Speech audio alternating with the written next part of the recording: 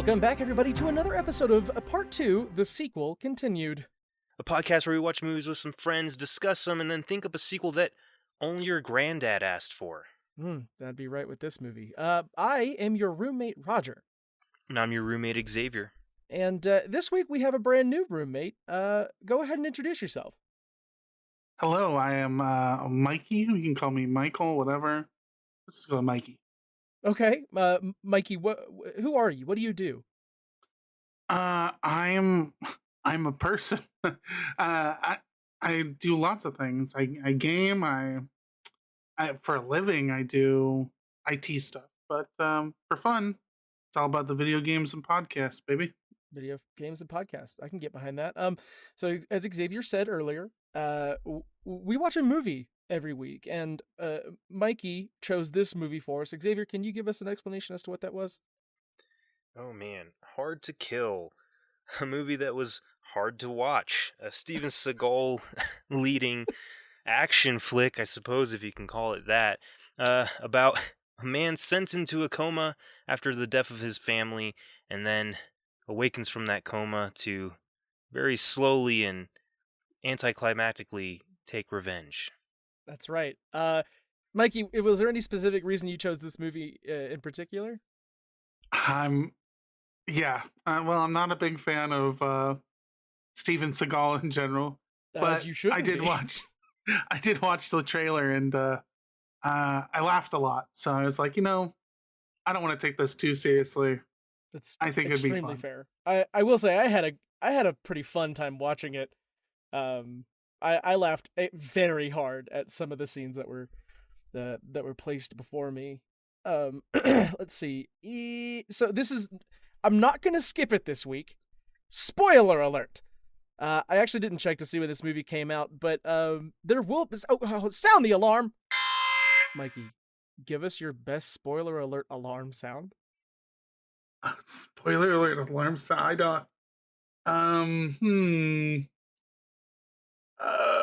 God, I've been put on the spot. Spoiler alert. What was that? Okay. What? That was my soundboard. Sorry, Were you buzzing someone into your apartment? That's all I had on hand. That's all I awesome. had on hand. Okay, that was beautiful. Okay, so yeah, if you haven't seen Hard to Kill, whereas I wouldn't recommend it, but if you want to, then pause this podcast here, then go watch the entire movie. Once those credits start rolling, come back to us, and you'll be all caught up. Okay, so the way the show goes is I'm going to ask Xavier and Mikey, I'm going to go through a series of trivia questions about the movie just to catch everybody up with the actual plot, and then we'll go into sequelizing it. Sound good? Yeah. Okay. First question, like always, is name all of the characters that you remember. Both of you can work together on this. The only character I remember is Mason Storm. Mason Storm, yeah. You learn his name pretty like much 20 minutes in. Uh-huh. It's just like Mason or something. Maybe they kind of let Storm slip, but someone 20 minutes into the movie is like, Mason Storm was a hell of a man. And I was like, Mason Storm, jeez. All right. Yeah. But that's literally the only one I remember. A real G.I. Joe character. Mikey? Yeah, you know what? It's Mason Storm's the only character I remember at all. All right, okay, that's fine. We'll go through a few. Do you remember Mahoney? The Maloney or something like that? Oh, okay. There is there is a traditionally Irish name for one of the lieutenants, but so do you remember his wife's name? God, does he remember his wife's name? It's not said. It is shown once on her gravestone. Oh yeah, that's right. Yeah, I don't remember. It is Felicia Storm. Then we have the corrupt senator, whose name is Vernon Trent. We also have Mason Storm's son, Sonny. Fuck, really? Yes, that is the son's name. Oh, yeah, that's right. Ridiculous. We have Captain Hullen, Lieutenant O'Malley, might be the one you were thinking of. Okay. We have Andy Stewart, the pervert nurse. That's right. We have Andy's nurse friend Martha, Russ, the security officer, Danny, the physical therapist, Henrietta Wade, the retirement home manager. Her name isn't said either. Her first name is on her name tag, and her last name is above the door to the manager's office. And they say Wade later on, and I had to connect the dots on that one. So, the first technical question, just to paint the picture for you guys. The year is 1983. We watch as Mason Storm is skulking about in what appears to be an industrial cargo area after dark. What is he doing there, Mikey? He's recording some mobsters and the senator up to no good. Okay, Xavier? Yeah, he's recording some shady characters, one of whom sounds very familiar. Yes. Just to kind of delve into it a little bit, this is an integral part of the movie in that everyone's after the tape that he got. Do you remember anything that was on it? You can take that to the bank. Okay. And that's really all we need from it. Yeah. That'll come up in a later question. But yeah, throughout the movie, everyone's really wanting this tape, but like there's not a whole lot of incriminating evidence. Like they talk about doing something, but it's not really like, let's go kill that guy. Yeah, they're like, could you kill somebody if you had to? And they're like, yeah, we can do that. Yeah, I can ask you that right now. Yeah. It wouldn't incriminate you. And then he's like, oh, that voice sounds real familiar. And then they don't even hear him. Don't they get suspicious when he takes out a random guy that's like walking near him? So he moves his camcorder and he like knocks something over or he bumps something, and only one of the security guards hears it, and he goes to check on it, but that guy doesn't come back. And then everyone's like, hey, what happened to Mikey or whatever? Get that son of a bitch. And then he's like, you know what? It was pretty dark. I couldn't see any of these guys, but on film, it'll be much brighter. You can tell who was talking. Because that's definitely how films worked in the 80s. Yeah. Well. So next question. After a close call due to a technical difficulty, Mason gives the pursuing mafia the slip. What is his next move, Mikey? He goes to a convenience store to get champagne. Okay, Xavier? Yeah, I wasn't exactly sure what it was. I assumed it was a liquor store. He just went into a liquor store to get some champagne and a little monkey doll. Okay. So technically you're not wrong. He did do that after this, but before that, he called the police station with a tip that he has a recording of this film. He called into the one guy who doesn't even make it, so I don't know what the point of showing him was at all. He definitely does die. Yeah, he calls in, and then some other cops kind of eavesdrop, and then they're the ones who start this whole mess. Yeah, there's some corrupt cops on the bill, and that's how that's kind of how the movie starts. Question 3: to celebrate his partial victory, he goes into a liquor store to buy some champagne.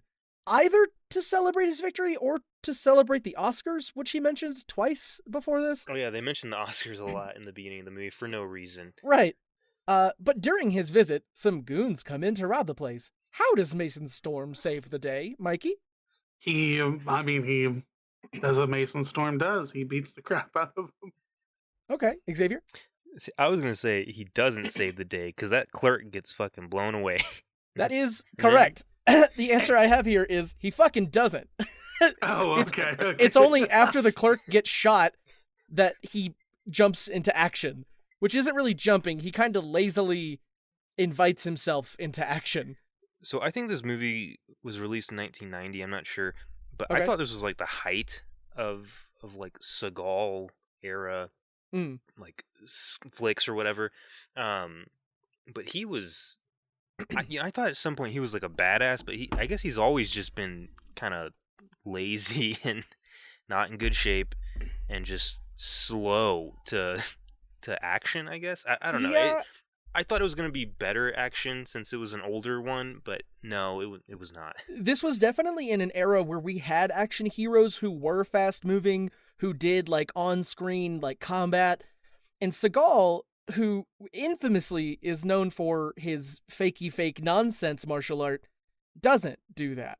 Like, if you compare him to, like, Jean-Claude Van Damme, who was an athletic god at the time, Seagal was nothing. So, no, it's just really funny to watch him on screen as, like, I don't know, it felt like he wrote all of the choreography, or like he did it himself, along with some of the writing, but we'll get to that in a minute. Because this guy doesn't get hit once. Like, he's such a Mary Sue when it comes to combat.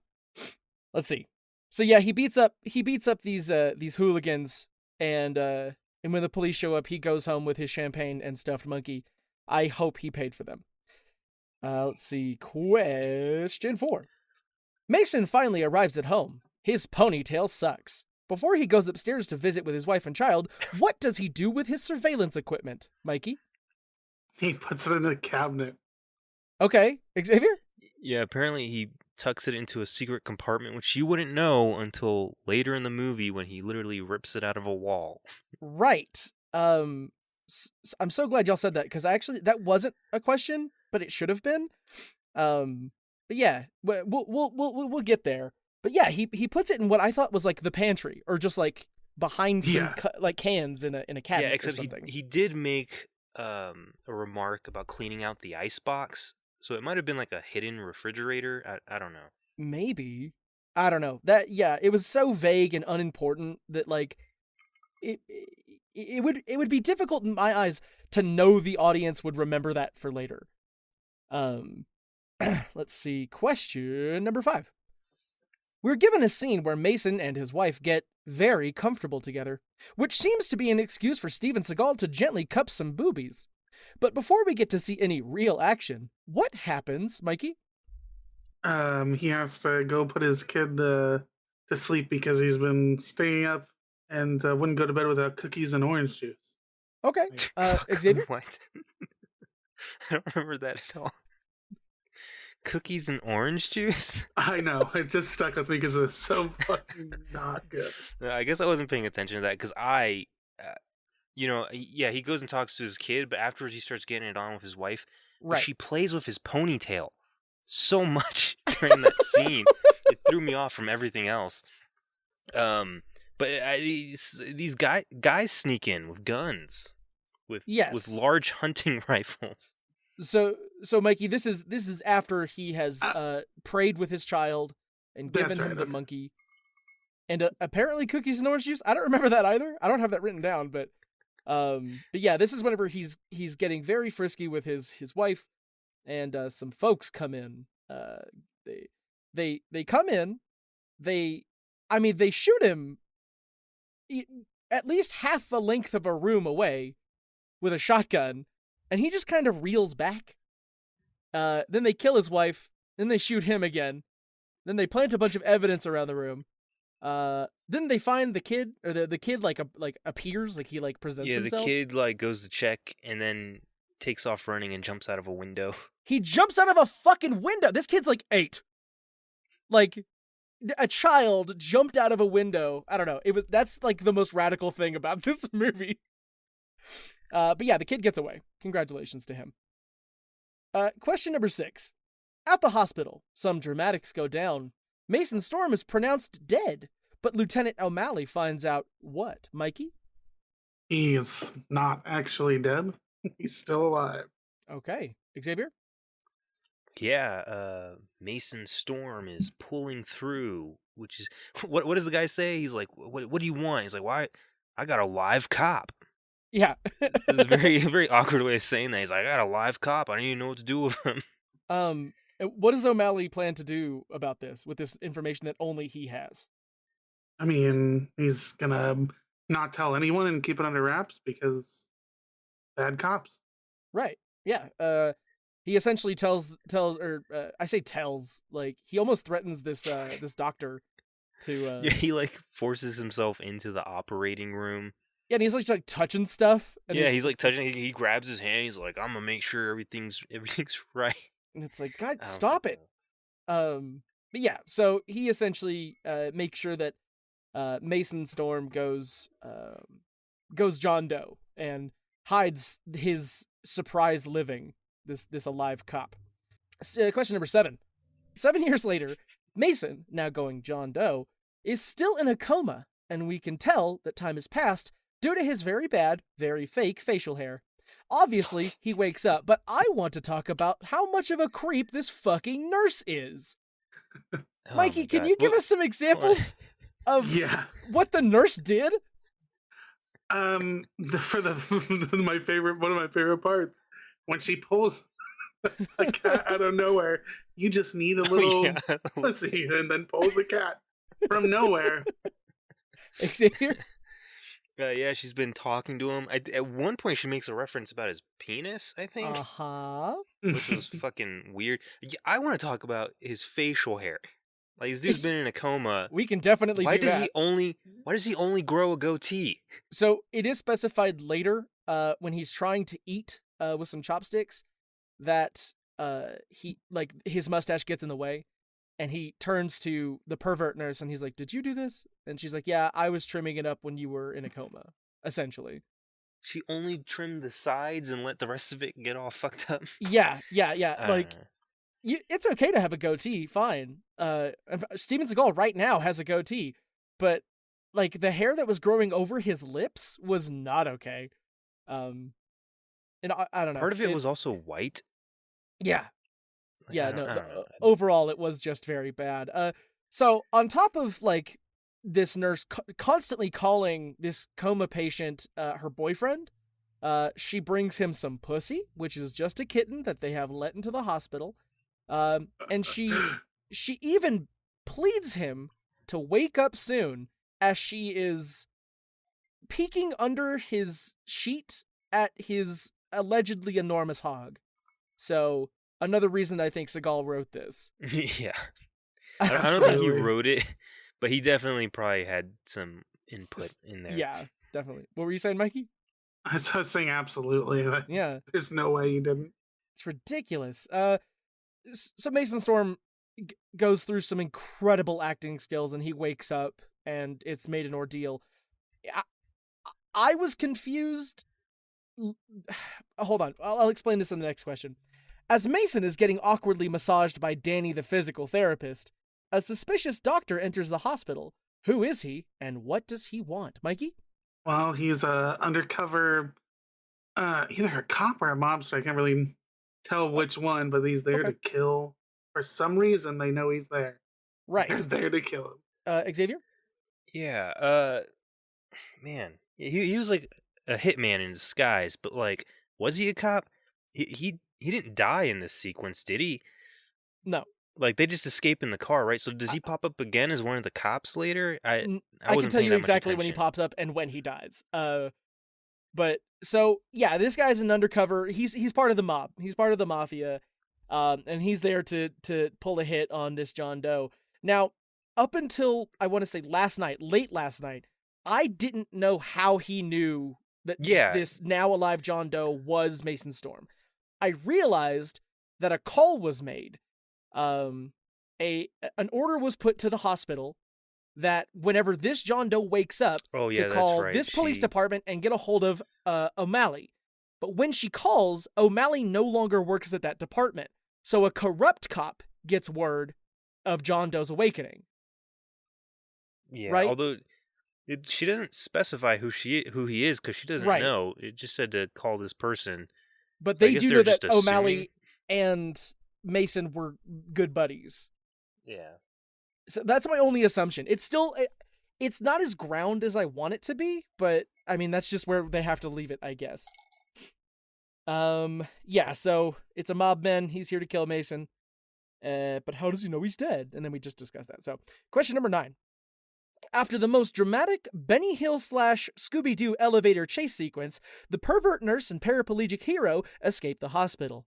Cut to a political rally of sorts where we see Trent consorting with who? Mikey?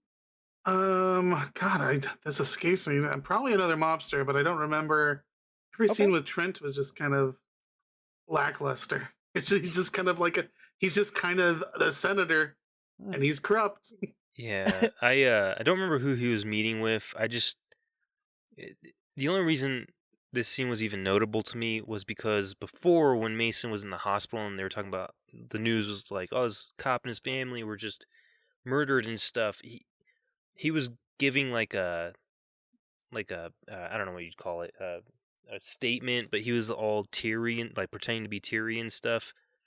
And then later we see him now as like a senator, and couldn't give a shit about him Right. before or after this scene until later when apparently it was a big deal.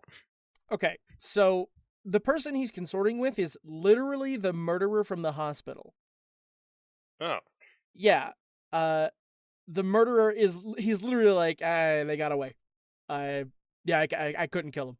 It didn't happen. So yeah, Oh, and yeah. that guy pops up a lot through this movie. I don't remember him at all except for the hospital scene. Was he Yeah. the guy that had the gash on his head for the rest? Like, Yes, later in the movie, he's playing pool with blood on his face. yeah. Okay. All right. Right. Yeah. So we have the rogue doctor and some mafia men, just a group of either corrupt cops or some mafia men. Question number 10. Look, we know what the movie is about by now, so let's skip to the healing montage.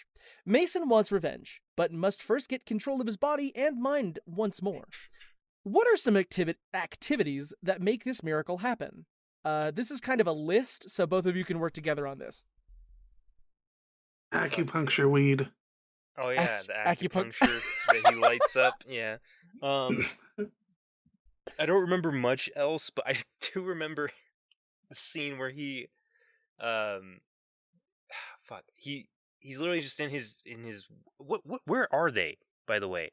It's like a horse ranch, but I didn't hear the explanation of where it was. So she is house sitting, so no one knows where she is. And this was the time before cell phones, so everyone has to call a landline. But yeah, she's house sitting for someone who's going to be in Japan for the next 6 months. So they're out somewhere. Okay. Yeah, that's where the dojo came from. Okay. Yeah, and there's just a full gym in there that he can take like full advantage of. But all right, I don't remember any of his training montage, except for the ending of it where he's like in this room and he's just flailing sticks around. Okay, wait, can I suggest to the audience, please, oh please, YouTube, hard to kill, training montage. The end of it with those sticks is the funniest thing because he puts him down so casually and then goes straight to like rapid karate chopping. Okay, so yeah, here's the list of things that he did. Yeah. Lift weights, read Japanese book, brood over dead family, fight tree, self-acupuncture, run funny, dig hole, punch wood, punch faster, swing sticks, rapid karate chops. That's right. And then he gets better. Yeah, he's like awkwardly punching the wood, but while he's lifting weights, he'll stop, look at news articles about his family being murdered, and then start going again. Yeah. At one point, he goes to leave. He goes to leave the dojo, opens the door, which is where these articles are like taped onto, pauses, looks at them, and regains his like I don't know what you'd call it. His vigor, his lust for revenge. And then he like goes out for like a run or something. But no, at the end of his montage, he's just flailing these sticks and then doing the karate chops. I think this is the character that Mac from It's Always Sunny is based off of. But and then he stops because fuck, what's the girl's name? Oh, we're gonna get to it, I promise. Question 11. Yeah. His workout is interrupted by pervert nurse. Which is honestly what I'm going to call her. Her name is Andy, but we're going to call her pervert nurse, who brings him a flower. This obviously leads to them having sex in front of a fire. At what point does Mason remember his dead wife, and what does he do about it, Mikey? At the end, after he's done banging this chick, no regard for his family whatsoever. After the training montage, he just bangs her and then goes, "Oh yeah, my wife," right after holding her ring. Do you remember? Do you remember what he did when he was like rubbing his ring? He's just remembering her, as far as I remember. Okay, Xavier. Fuck! Doesn't it just flash back to the scene of him almost having sex with her right before she gets murdered? I really wish there was a back-to-back sex scene, but no. Um, so they're done having sex. We see again Steven Seagal gently, like not really rubbing or caressing or squeezing, but just kind of cupping some boobs. Um, and then it fades away to see him afterward, fully dressed. Like obviously the deed is done, and he's like rubbing his wedding ring on his finger, and he's like sullen about it. And then it cuts to him going to a cemetery to visit his wife and Oh yeah, child's that's right. graves. Yeah, So and that's where he sees his own grave too, right? does he? Oh, that would make sense, wouldn't it? Yeah, because I think that's later. Um, I mean, I don't know if this is one of your questions, but we're running close to 30 minutes. He finds out that his son's still alive, which Oh. like obviously, and then O'Malley's kind of explaining like Well, what hold they on. did, Okay, that's question 12. right? Yeah. This is the next question. Due to a side plot involving a retirement home manager, Lieutenant O'Malley somehow finds Mason. After a loving embrace, he tells Mason what shocking news. And Xavier spoiled this one, so Mikey? His son's alive. Ah, He surprise! Which wasn't a surprise. I thought his son was alive anyways. Yeah, until we the saw the audience got article to where it was see like, him. yeah. Yeah. No, I literally, I was like, oh, he escaped. He like jumped out the window. And then you see an article, it's like family slain. And I was like, what, did he just splat when he hit the ground or something? But I was kind of hoping he never showed up again just to have a loose end like that, because it would have been funny.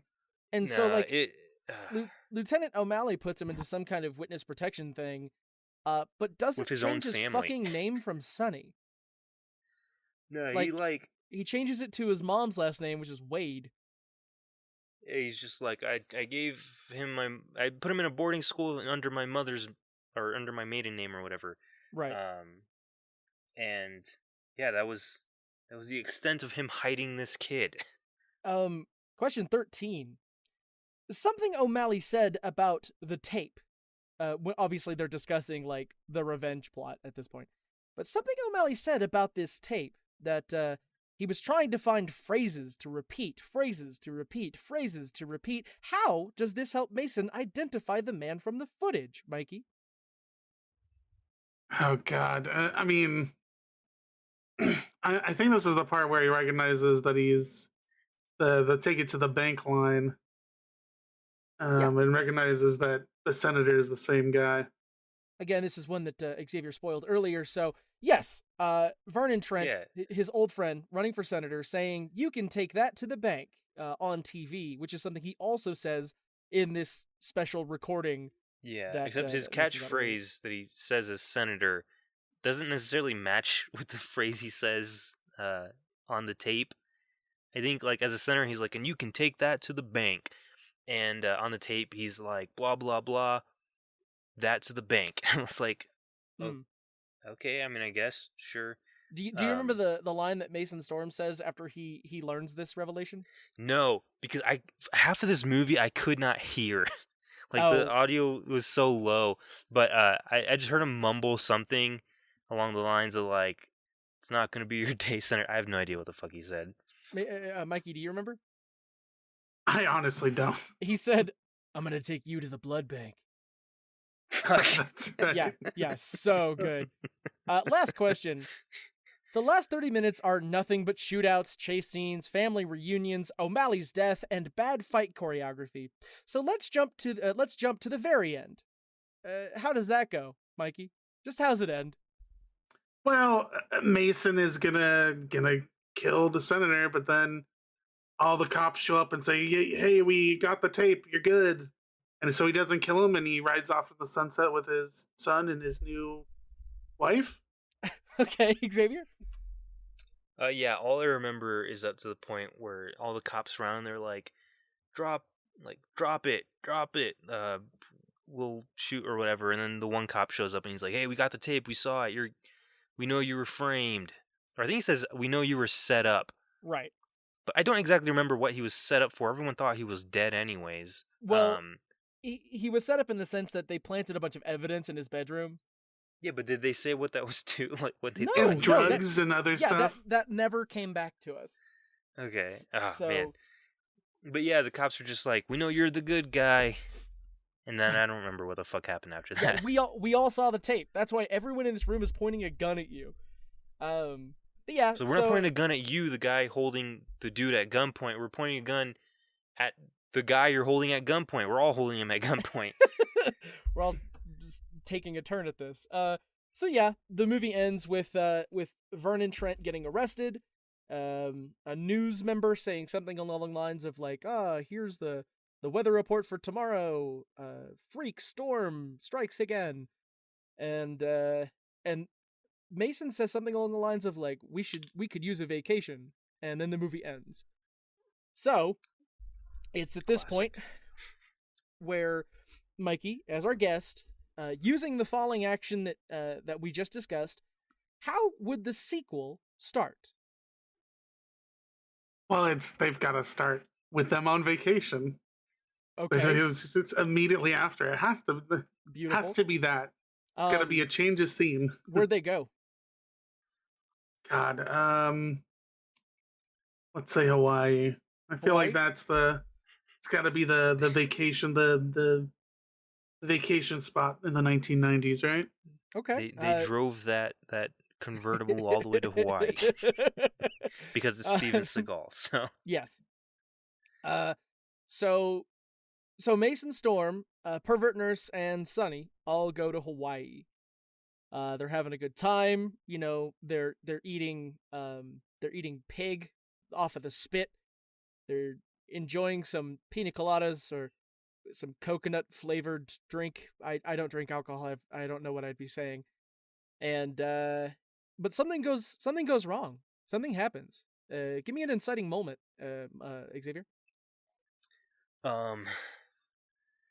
Man, for some reason I like to imagine this happening immediately after the first movie, but all the characters are played by the same actors, but at the age that they are now. So we have like a fat Steven Seagal, an older Kelly LeBrock, who played Sonny.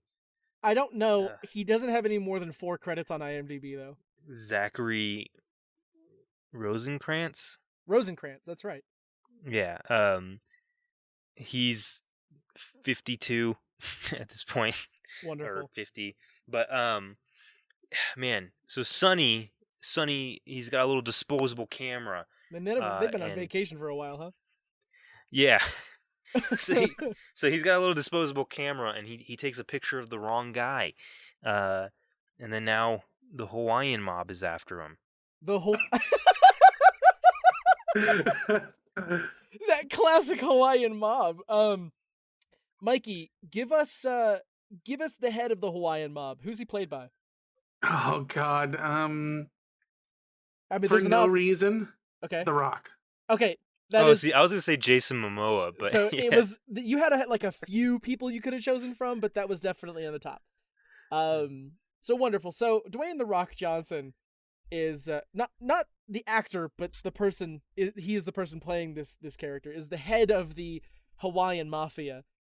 And what do you think? Like an informant got a picture taken at the beach, and he sees it, takes it the wrong way, obviously, and he tries to get the camera back, but you've got Mason Storm, who is just punch happy. Goes to his son's defense, who is now 50 years old, and knocks this guy's lights out. But clearly this is all seen on like a CCTV or something, and the footage is being reviewed by the mafia, the head of the mafia. What's the next move? What's some rising action that we see between the Hawaiian mafia and Jason Storm? Man, I think the mafia goes into their hotel room and just murders murders Pervert Nurse. They shoot at Sonny, but he jumps out of a window. But this time, since he's 50, he like breaks a hip, so he can't get away so good. And then fat Steven Seagal very lazily defeats all these guys, but gets shot and is put into another 7-year coma. Okay, Okay, so 7 years go by. The Rock is now running for governor of Hawaii. And man, that sounds so real though. That sounds like real life. I feel like that could happen. So he runs for governor of Hawaii, and Mason Storm wakes up in a hospital.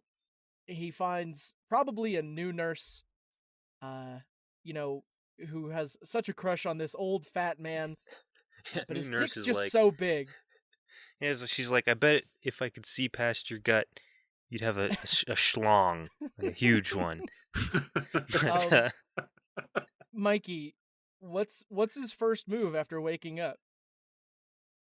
Well, the only thing he can do, which is, I mean, we don't have the massage guy anymore, so I feel like, I feel like the massage guy died, but I feel like the same guy is the massage guy again, but they just don't, like, the same actor. You know what I'm saying? You know what? Yeah. It's not really confirmed that the massage guy died.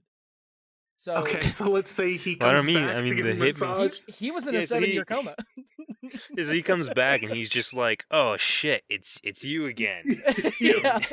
And he's like, do I know you? And he's like, yeah, I got 3 bullet holes in my torso from the last time I gave you a massage. I'm not going near this. And as he goes to leave, he gets shot 3 more times. And it's the mob again. This whole sequel is just gonna be a replica of the first one, but with fat Steven Seagal. This is beautiful. However, we did just discuss the first movie. We absolutely have to change things here. So X, give me a twist. What is the subversion of the expectation from the first film that happens about 3/4 of the way through the movie? We notice The Rock's camera crew, and we realize that he's actually the hero of this movie, and Steven Seagal is the villain. wait.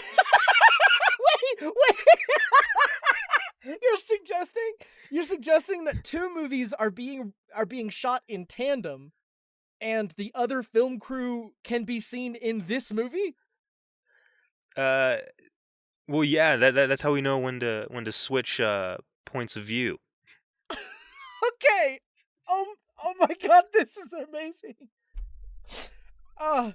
Okay, so we have done a full 180. The audience is now following The Rock's character. We need to give him a name. Governor what? Johnson. Fuck it. Okay, fine. So Governor Johnson is now the protagonist of the movie. It's ridiculous. Mikey, where does the climax lead us? Like, how do we what goes on between these two? Well, like, where's the climax gonna be at, or like, no, how just- do we get there? How do you see it going? Like, give me, like, if you want to give us a location, you can. What sort of activities are happening? Who's involved? I feel like for some reason, I feel like we just have to have like a random cameo of another celebrity with The Rock. So I guess we'll throw Kevin Hart in there. Kevin Hart is the only answer to that question. just someone Kevin Hart there is with the him. governor's aide. Yeah.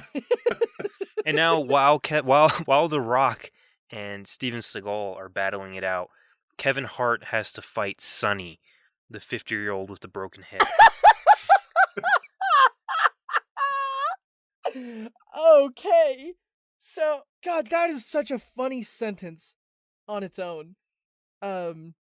So there's this 4-way fight scene, where fat Steven Seagal, old Sonny, is going up against, admittedly, probably 2 of the most fit actors that are out there right now. So that's a great visual for me. I mean, The Rock can lift a lot. I don't know if he can lift Steven Seagal's fat ass. So that would be a funny scene if, like, he, like, tried to lift him over his head and, like, couldn't do it. Oh, here's another twist though. As The Rock is kind of like, winning this battle, he's just kicking Steven Seagal's ass. That's when Putin and his army roll up over the horizon on their single warship that they have. Holy shit! And Seagal just threatens to launch a nuke onto Hawaii to defeat The Rock, because he just can't. The Rock is just too buff, too charismatic for Steven Seagal, and fuck. That's when, with his dying breath, Seagal gives the okay for Putin to hit the red button. Now, this is with the understanding that, if in case people don't know, the relationship that Steven Seagal has with Russia, it's pretty good terms, as far as the public can tell. So, now, Xavier, you're saying Putin. Would Putin be in the movie, or would he be played by someone? He would probably just be played by someone. Okay. Sacha Baron Cohen. Sacha Baron Cohen is Vladimir Putin. Teaming up with Steve, now modern day Steven Seagal, to, as Xavier put it, nuke Hawaii, which has active volcanoes. So this can only go one way. So he gives him the okay. Yeah, he gives him the okay. Putin hits that button.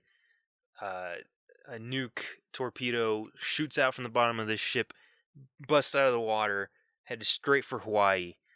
And that's when The Rock and Kevin Hart team up, catch this fucking thing with their bare hands, and just flip it right back towards the battleship, killing Putin and the entirety of the Russian army, I suppose, because this is a movie that Steven Seagal has some part in, so we can suspend some level of disbelief. Right, of course. Except The Rock could definitely catch a nuke with his bare hands. I believe that. 100%. Okay, so Mikey, given all this information, what is some falling action that, because Hollywood is Hollywood, could use to formulate yet another sequel? At the end of the movie from The Rebel, we hear on the radio Vin Diesel's voice with Michelle Rodriguez and a bad CGI Paul Walker, because they're going to do that. And this is actually a sleeper for a new Fast and Furious movie. And he's the bad guy in the next one. Yeah, little did we know this was just a sequel to Hobbs and Shaw. This was This is all the movie that ties it in together with Fast and Furious. Oh my god. Fast and the Furious, the Senate floor. Beautiful. I love it. I love it so much. That was amazing. I have kind of a headache from laughing very hard. Thank you so much for this experience, Mikey, for joining us. Yeah, absolutely. It's been fun. Do you want to plug yourself at all? Do you want to tell people where to find you? Sure. I mean, I'm on Twitch, just Mikey Von D. I'm not really on TikTok. I follow people on TikTok, but I don't. I was gonna say that's how you contacted me. Yep. I just the old TikTok browser. So on Twitch, what sort of games do you play? It really varies. Sometimes it's whatever I'm into, but then I'm like, I've got to play games everybody likes. But most of the time, it's like that struggle. Yeah, I know, right? I like playing Dead by Daylight, Call of Duty. I'll play Phasmophobia here and again. I like horror games a lot. So. Okay, cool. Well, if anyone wants to check out that channel, that's Mikey Von D. Are there any spaces in that, or is it? Nope, all one word. All right, so MikeyVond. Yes, thank you again for joining us, Xavier. Do you have any house cleaning to take care of? Sure.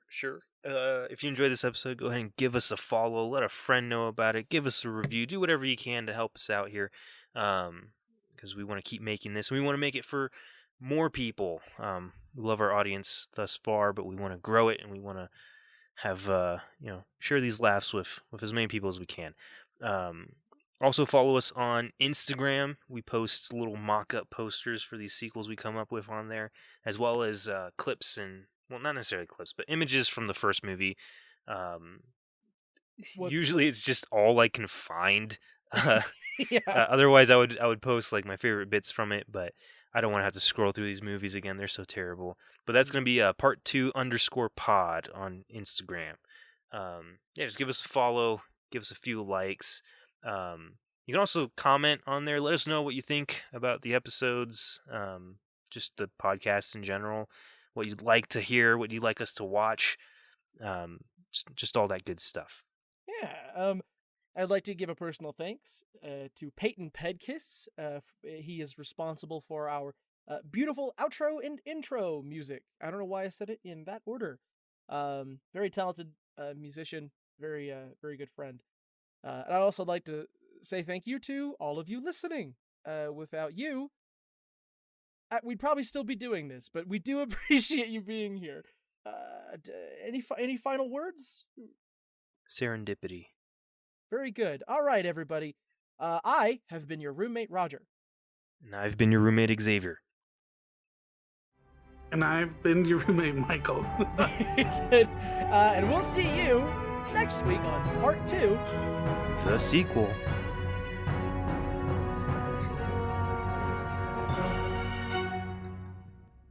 All right, I stopped my recording.